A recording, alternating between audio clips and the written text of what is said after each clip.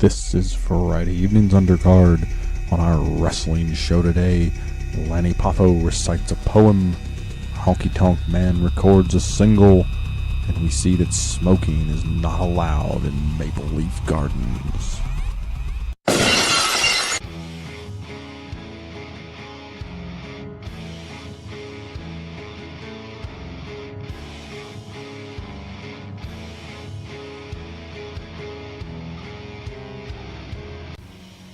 Welcome everyone to Friday Evening's Undercard. I'm Gentleman John. He's Electrifying Eric. We're your hosts. Eric, how you doing this evening, buddy? Pretty good, man. How you doing? I'm doing well. All right. Today we're getting into that post-WrestleMania part of the WWF television from back in '87. We're looking at primetime wrestling from March 30th episode, 1987, primetime. You know, the first thing that stood out to me, because I haven't seen this in a long time, is like some of that really, really old footage that they used in the opening kind of montage of it. Hulk Hogan is wearing blue tights, and that is really weird to see. Yeah, that certainly stuck out for me. Of course, you know, some of our fans, they've really done kind of a dive into his career. You notice he was not always wearing the yellow and red that we know, or the white and black of the NWO days. So, but of course, you know, the iconic look, of course, is already taking hold by this point. Yeah, for sure. And that was actually one thing that was odd when I went back and watched the Wrestling Classic. He wrestled Roddy Piper in that show wearing white trunks. Yep. Which was really strange. Strange for us now, because you saw him, really from at least 87 until probably 95, and all he wore was yellow trunks. Absolutely. So after that, you get in, oh, you know what? I forgot I was going to tell you something, but it works because this is a guy that's wrestled Hulk Hogan. I was looking on Twitter just before we got on the phone, and the StarCast, the big podcast radio superstar convention, yes, that they're running in conjunction with Double or Nothing. I almost forgot the name of that show. It shows how much I'm keeping my finger on the pulse of that. StarCast announced that The Undertaker is going to be appearing there. Wow. Yes, wow. That was shocking to me. I was not expecting to go on my Twitter tonight and see that The Undertaker is going to be at StarCast. Not at all. That's very shocking, really surprising news. Yes, that is as surprising as I think it gets. So, I guess at this point, maybe we're saying he's not going to be at WrestleMania? Well, we'll see. Yeah, we'll see how that goes. You know, until the credits for that show end and I don't hear a gong, I'll then believe it then. Yeah, that's true. But either way, that's shocking. Yeah. That's shocking. And obviously during this time period, 87, I don't know if he was for sure in the business here. I think right around this time he would have been in, if he was in the business at like a big level, he would have been in WCW during that run as Mark Callis, or he may have still been in World Class or something like that. Yeah, at the very least, it's right at the start of his career right there. Definitely, because, it's 32 years ago, and here he is still wrestling. So anyway, now that we've got that out of the way, that shocking news, the show starts off, and you get Gorilla Monsoon and Bobby Heenan sitting there at the table, and they basically admit that the show's taped. And, of course, nowadays, that wouldn't happen. Even if they could tape it 6 months in advance, and they would just say, well, Hulk Hogan beat Andre the Giant at WrestleMania. But, you know, they stand there right on TV and say, hey, this program is taped. We don't know the results from WrestleMania. So, yes, we're airing the day after WrestleMania. But in today's terms, this is not a post-WrestleMania show in sort of the traditional sense. Right. It's really, chronologically, it's post-WrestleMania, but not really, for I guess better terms, storyline-wise, not the post-WrestleMania show. And I think it also really looks at that era. I mean, when would you ever have WWE coming on after their biggest event of the year with a recorded show?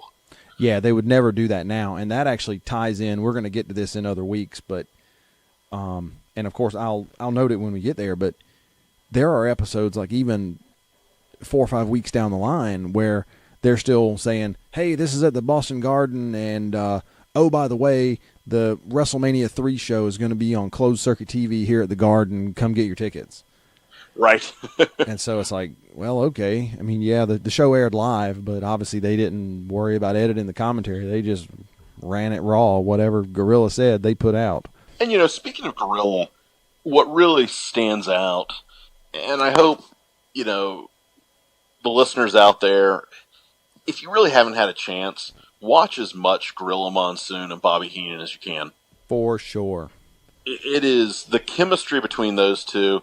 I'm not just saying this in a pro wrestling context.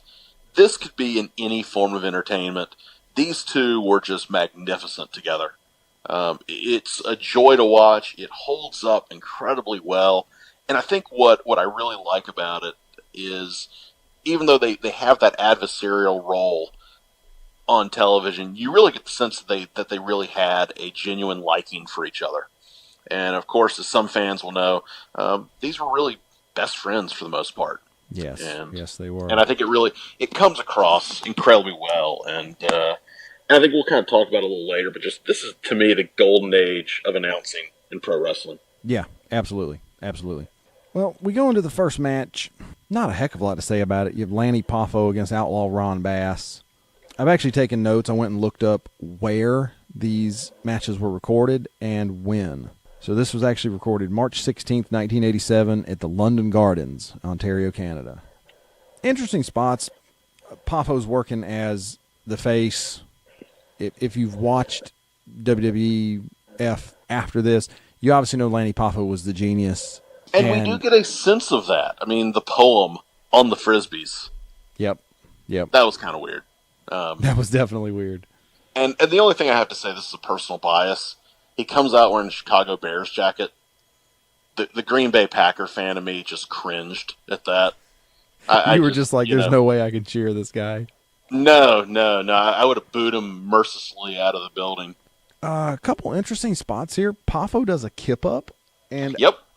I don't remember seeing any kip-ups in pro wrestling when I used to watch this stuff when I was a kid. Well, he was Leapin' Lanny, so... Well, that's true. But either way, I think this would have been definitely considered to be a rare spot at the time. Yeah, absolutely. He does a cartwheel over Bass. And then you get the weird spot. Obviously, we consider this weird now because we're used to them just taking it straight to the commercial break, where you get this fade out and then it goes back to Bobby and Gorilla. They make a 30 seconds worth of commentary and they're like, all right, we're going to commercial. And also, I love how they stare at the back of the set, at the screen that drops up and down, even though you know the screen is not there. Yeah, but you know that's not a real TV screen, but they're playing it off like that thing's real and sitting right back there. But you know what? It just, I don't know. I routinely, as I was watching this, that's what made me crack up the most in the episodes. Just that. But man, hey, they were pros. They sold it. Yes, absolutely. I didn't even write down who won this match. They come back from commercial, do a little bit here and there. I think Ron Bass won. Yeah, he does win. He hits the elbow for the win. A couple things I made note. Of course, you know, a lot of fans from the South might have recognized Ron Bass. He had a pretty long run in NWA, and so he sort of has only a short stint in WWF, but you know, kind of played that heel role well. Of course, Lanny Poffo, famously the brother of Macho Man, if you didn't know that. So, and if you watched All In, Lanny Poffo is then the manager of Black Machismo Jay Lethal. Absolutely. Who probably does one of the most spot-on impressions of his brother ever. It's uncanny. I never watched Impact TNA when Jay Lethal did the Black Machismo thing, but I didn't know what they were doing coming out. But yes, it was uncanny. And one thing too, you know, you have for a lot of these, you will get a heel announcer coming out, usually a manager, And Johnny Valiant actually had some pretty good one-liners in there. Pretty good heel commentator work, I thought. But he was almost sometimes also equal opportunity. Kind of, put some shots in on Ron Bass as well. So, yeah, kind of good stuff there. Very entertaining. Yeah, it was. After that match ends, I don't know how far ahead you've watched. You get to the first of many of these little 3 or 4 minute shots with Don Morocco and Mr. Fuji. Well, I think we would be remiss if we did not talk about the greatness that was Fuji General. Oh my gosh. I can't. I agree with Bobby Heenan. I wish USA had an extra hour at the end of primetime wrestling to show what else they had. Just incredible acting. The depth of Don Morocco was just words do not do it justice. I'm sorry. I am. Oh man. And Mr. Fuji. I mean, my gosh, a wordsmith that makes Shakespeare look like a hobo. Just we're gonna have to quote you on that. Make Shakespeare look like a hobo. Well, there's a T-shirt right there, folks. That'll be our first one. We're going to the Crockett Cup. Make Shakespeare looks like a hobo will be available at the Crockett Cup if you want it. Yeah, even if I'm having to iron on the letters in the back of my Subaru in the parking lot, we will have it for you. One letter at a time. Oh, man. Yeah, so anyway, that's about enough of that. Yeah, we've actually probably talked more about it than it actually aired. Yeah. So, the next match is a Demolition match against Dan Spivey and Jerry Allen. Yeah, a couple cool things with this. One, Demolition. I think one of the greatest entrance themes in pro wrestling history. Oh, yes, absolutely. It's always been one of my favorites. Probably top 2 or 3 in the WWF during this era. Oh, absolutely. I mean, this was oddly enough before they really got the full theme. They were still working on it because, I mean, they'd only been a tag team for a little while. Yeah, and also something that, some sharp-eyed fans might notice, certainly Axe is looking like Axe. But Smash is a different Smash. Barry Darso is not yet in there. Yeah. I'd have to look it up. But I'm pretty sure this was Darso. It's before he grew the hair long. Now, you are absolutely correct that it looks weird. They both actually look weird because Smash has like the black face paint. Yeah, I think this is Randy Colley at this point who had a short run as Smash. He did, but I actually think, because I went and looked this up. Now, don't hold me to this. I'm not 100% sure, but I went and looked it up, and I think he only wrestled 2 or 3 matches with Demolition because he was one of the Moondogs. Right. And apparently the fans recognized that he was a Moondog. And so they were Demolition's out here trying to get Demolition over, and even with the face paint, they see him, and they're chanting Moondog during a Demolition match. Which, by the way, sounds like something people would do in 2018, not 1987. In between CM Punk chants. Yeah, in between Punk chants. And don't forget Beach Balls. And What's. What's. But yeah, and also, Dan Spivey, a guy that had a pretty decent career. And, of course, some might later remember him for some of his tag team work in WCW, but also in the short-lived Waylon Mercy gimmick, which is, I think, the ancestral gimmick of Bray Wyatt. So, kind of some cool stuff there. Yeah. Obviously, Demolition wins. This was right at the beginning of their run. They're not going to be losing matches on television at this point. No. I would honestly be surprised if Demolition ever lost a match on television. Yeah, that would be an interesting thing to look up sometime. Certainly, almost certainly, they didn't lose not on a major pay-per-view. And, of course, I wouldn't count once Crush gets in. Right. Because at that point, it was sort of on the downhill. But anyway, back to what's going on. Yeah, match just ends with a clothesline, and that's it. Yep. Going back to the beginning, March 16th, 1987, London, Ontario. It's filmed the same night as Lanny Poffo and Ron Bass. Next thing, you get interview with Blackjack Mulligan. I was just kind of, If anybody ever wants to see the greatness of Mean Gene Okerlund, watch that interview. Mulligan, that was a rambling mess. But Okerlund is able to just, duct tape it enough together to where it makes it serviceable. And I think sometimes when we look at a commentator or an announcer, it's not what they do when you have, the classic Iron Sheik promos or the Macho Man promos or the Hogan promos. It's when you get something like this and you're actually able to make it somewhat serviceable. That's talent. Absolutely. I think that's all we really need to say about that. Yeah. It was a very, standard interview. After the Blackjack interview, you get the Piper's Pit segment, basically where Piper announced that he was retiring. Spoiler alert, he really doesn't. Yeah, no, he doesn't really retire. I don't know. It went 2 minutes, told a good story, and they moved on. Yeah, a lot of pop lines in there. It was good for what it was. Then you get a little honky tonk man vignette. All right, he runs down Elvis. That's his standard thing. Now, but to me, what I noticed, they're actually in Memphis for that. They're in the Phillips recording studio where Elvis actually did some of his most iconic work. I've often wondered, how they pull that off. But I mean, once again, it just creates for Honky Tonk Man just this really unlikable heel character, which he excelled at.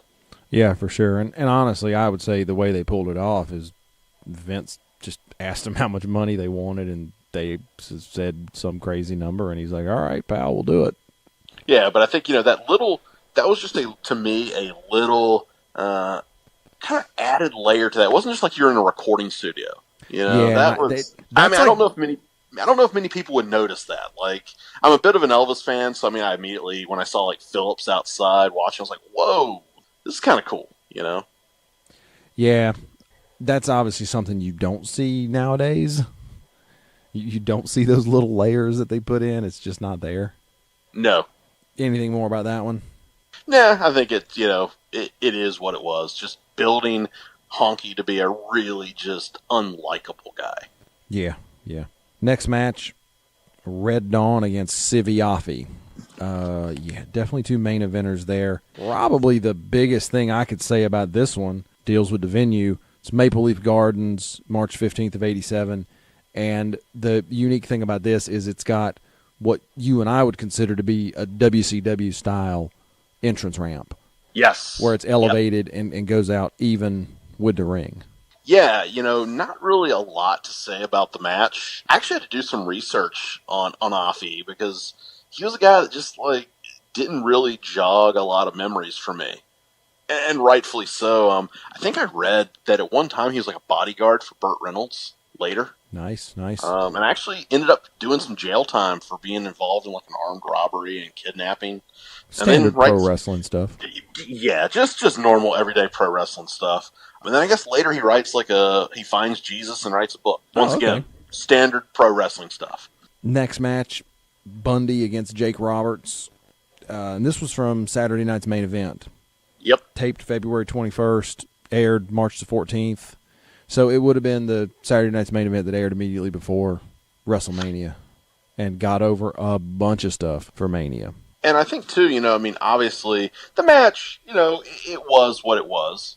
But we had, once again, when I talked about the era of just a golden era of announce teams, here you had Vince McMahon, or as I should say, East Carolina University's own Vince McMahon, and Jesse the Body Ventura. That's a pretty good duo right there. Yes, definitely. And I think that's what's so amazing when you look at this. I mean, and also you could interchange these guys so well, whether it was Vince working with Bobby or Jesse working with Gorilla. It was just so seamless with this. I think we're really looking at just some absolute talent. I don't think it will ever be matched before or after. No, not as a team. There may have, and certainly not as like the whole team. Yeah, this is by far the greatest assemblage of announcing talent ever in pro wrestling history. Yeah, I think so. Honestly, the only thing I noted about that Jake and King Kong match was that Bobby Heenan tried to steal Jake Roberts' snake. Yeah. Poor Damien. He probably got killed, poor snake. Yeah. Not by Bobby Heenan, by, somebody else. Well, remember Earthquake sat on him. I do remember that. That was hard as a kid to see.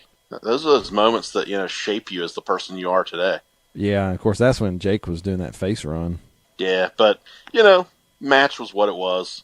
Yeah, it's kind of interesting, though, at times Vince, I don't know, I guess because I know the arc that his character will have later, really 10 years later. But at times Vince is kind of cheering on, ref bumps and things like that. And so a little bit of what we would consider non-face-like activity. Kind of interesting, kind of a maybe precursor for things to come, so to speak. Yeah, it is weird hearing Vince go like that while he's working face. Yeah, that's to me what really, because at this era, you really don't have shades of gray. You're a good guy or you're a bad guy. That's it. And I think once again, Jesse does a good role of kind of calling Vince out on this. And, which I think, really, the more I've listened to Jesse Ventura as a commentator, he wasn't just a heel. Well, he was a heel, but he was a heel that was calling out things that were kind of obvious to the viewers that make you kind of go, yeah, he does have a point here. I don't like him, but he's got a point. And it's like Vince would call it out when the heel did it, but he would be fine when the face did it, and that's something that Jesse would call him out on. Yeah. Yep, absolutely. Got any more comments about Bundy and Jake? No, I think after this we're moving on to a vignette of, dare I say, maybe one of the most iconic characters in pro wrestling history. Outback Jack? Who else would it be? You think I'm talking about Hulk Hogan, brother? Yeah. Outback Jack. What do we even say about Outback Jack? There's not a heck of a lot to say, man. Yeah. I mean, he's got this promo. He's got just like a quick cup of coffee in the WWF, and then he's gone. He's just completely out of wrestling. Yeah, I mean, for me, when I watched it, the only thing I could think of is he's like a clean-shaven Australian version of Skinner. Yeah, he definitely looks like that was Skinner's inspiration. Yeah, I may need to do some investigative work, but, I wonder if some of the, it's almost like he just lent Skinner some of his old gear. He's like, here you go. I'm from Australia, but you can be from the Everglades. So I was looking through it. Apparently, is it today? Is today his birthday? I don't remember exactly, but I know I went through and did some stuff on Instagram and put something up that was going to come out on whatever day his birthday is, whether it's today or tomorrow. Apparently, he wrestled like maybe 5 or 6 months in WWF, and then he was just out of the business, done. Just decided that wrestling wasn't for him or something, and apparently now, because he's almost never given an interview, he's like one of the more sought-after interviews because nobody knows anything about him. Yeah, he's one of those guys, and I think this is an interesting thing when you go back and watch some of these shows. Guys that you maybe forgot about, or in some respects never even knew existed. I think we might be setting a record for any wrestling podcast. I can't think of anybody that's talked more about Outback Jack than we have. No, I don't think he has not had too much airtime dedicated to him. Yeah, so standard promo, trying to get him over, moving on. Yeah, so maybe I got my notes wrong, but I think there was a match between that promo and the Jake Roberts match in the middle there. Salvatore Bellomo, who I think just died, maybe within the last week. Really? I think so, yeah. I hate to speak wrong if this is not right, but I believe Tommy Dreamer brought that up in the episode that he did. Well, that's and actually this is also and looking it up, he died on February 9th. Wow. Well, that's always a tragedy, and I think that's unfortunately, as fans of pro wrestling, we've kind of become used to this. Yeah, and I think that's even though we have a lot of fun watching shows of this era, I think there's also at times some melancholy feelings when you're looking at a match or a promo and you realize the guys doing this aren't here anymore. Yeah, and in some ways, it's obviously going to become more and more of a thing because, this is 32 years ago as we're sitting here recording this. So, even if a guy was 30 years old when these episodes were taped, he's 62. And I think, too, for us, especially if you watch this as kids, these guys were so larger than life. They were real life superheroes. And it's sort of, I think, even though we know that they're real people and real people die, it's what they do. But it's still kind of hard to fathom sometimes, you know? It's kind of an odd dynamic. But now that we've totally lowered the mood of the show. I know. Back to the match. Yeah.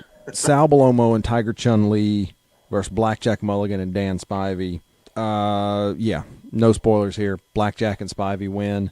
So I had a really odd note on this one. I said the match is in a very large building. And so just to talk about that for just a minute, that actually shows how much bigger these buildings look when they're lit up. Yes. Because I wrote that before I went and looked like at where these matches were filmed. So you had, obviously, Joe Louis Arena in Detroit is a massive building, or was a massive building. I think they sold that one out for Saturday night's main event, and it was probably 17,000. The London Gardens, I mean, that's a 13 or 14,000 seat building. The next match is actually from the Maple Leaf Gardens, which is a massive building. But this building, the one that I say is a very large building, is the Hara Arena in Dayton, Ohio. I will tell you, the Hara Arena is not a big arena. I've driven past that arena a lot of times. It ain't a big arena. Well, I guess TV makes everything bigger. It does, and, you know, that's kind of where I was going. That was filmed at I didn't write it down, so I don't remember if it was a Superstars or a Wrestling Challenge taping, but it was one of the two. It was a TV taping, whereas the other ones are just house shows that kind of get recorded. And so the crowds aren't lit up on these house shows, but on the TV taping they are, because Vince wants you to see how big this crowd is. I think that's always been one of his things, because he does it now with Raw, which I guess is good for the TV, but it's really, honestly, it's annoying when you're in the audience because there's always a light shining in your face. But anyway, moving on from the talk about buildings, last match of the show, Demolition against the Bulldogs, March 15th of 87, and this was actually a quarterfinal match in the Frank Tunney Sr. Memorial Tag Team Tournament. One of the iconic events in pro wrestling history. Yes, for sure. I think every pro wrestling fan remembers where they were when that took place. Yes. If you were in the Maple Leaf Gardens anyway. Now, the part of this match that really, once again, I could not help but laugh. Of course, the Bulldogs are coming down with Matilda. Matilda is wearing a t-shirt. That's always funny. Yep. But then, as Matilda's in the ring, she goes after Johnny Valiant. Yep. And then, as they're bringing Matilda out, like, one of the ring crew has to, like, pick Matilda up, and it's this very awkward movement, because, I mean, Matilda's a bulldog. They're not the most, agile creatures on God's green earth. No. And so, like, you just see Matilda being carried off screen, and it just, like, really cracked me up. Like, yeah, there was definitely a funny spot there. But in all seriousness, two really good teams. Absolutely. I think a lot of fans may not remember the British Bulldogs. They will remember one half of them, Davey Boy Smith. But, Dynamite Kid, Davey Boy, they were a heck of a tag team. And they could certainly go. And so we're getting, a really solid matchup between two of the more iconic tag teams of really the 1980s. Yeah, for sure. The Bulldog, Davey, you gotta be specific here. Davey is a lot smaller here than he ended up becoming, and he's obviously moving a lot faster. Yeah, I think if people were used to the look he had as the solo British Bulldog gimmick, I think they'll be a little shocked by this, because it's a little bit of a different style, but you can also, in the match, you can still see some of those elements, the power that he had that really, were a major part of his character moving forward. Yeah.